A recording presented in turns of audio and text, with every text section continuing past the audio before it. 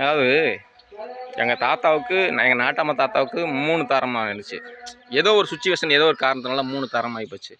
இவங்க என்ன பண்ணியிருக்காங்க, அதாவது எங்கள் தாத்தாவுக்கு பிறகு அந்த கருணாநிதினு பேர் வச்சதுக்கு அப்புறமா எங்கள் குடும்பத்துக்குள்ள பல்வேறு பிரச்சனைகள், 2 உயிரிழப்பு, அதுக்கப்புறம் என்னைய கொலை பண்ணுற எங்கள் தலைமுறையில் என்னைய கொலை பண்ணுறதுக்கு முயற்சி பண்ணதுன்னு கிட்டத்தட்ட ஒரு 35 வருஷமாக ட்ரை பண்ணிட்டு தான் இருக்காங்க. இப்போ எனக்கு ஒரு 35, 36 வயசு ஆகிடுதுன்னு வச்சுக்கோங்க. ஆரம்பத்துலேருந்து ட்ரை பண்ணிட்டு தான் இருக்காங்க.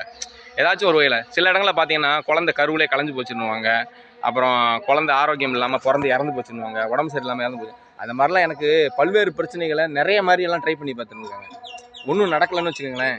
ஏன்னாக்கா நான் வந்து தலைப்பிள்ளையாக பிறந்துட்டேன். ஏதோ ஆண் வாரிசு அப்படிங்கிற மாதிரி வீட்டுக்கு ஆகி போச்சா, அதனால் அப்படி இப்படின்னு ஏதோ ஒரு எங்கள் தாத்தா அப்பாய் பண்ண புண்ணியம்னு நினைக்கிறேன். ஏதோ நல்லா இருக்கிறோம்னு வச்சுக்கோங்களேன், ஏதோ உயிரோட நாள் இருக்கிறோம்னு வச்சுக்கோங்களேன். இந்த மாதிரிலாம் பண்ணுறாங்க இல்லையா, கெடுதல் பண்ணுறாங்க இல்லையா. அதாவது அதுக்கப்புறம் எங்கள் தாத்தாவுக்கு பிறகு யாரும் அரசியலுக்குள்ளார தலையிடக்கூடாது. அதான் உங்களுடைய நோக்கமாக இருந்திருக்கு.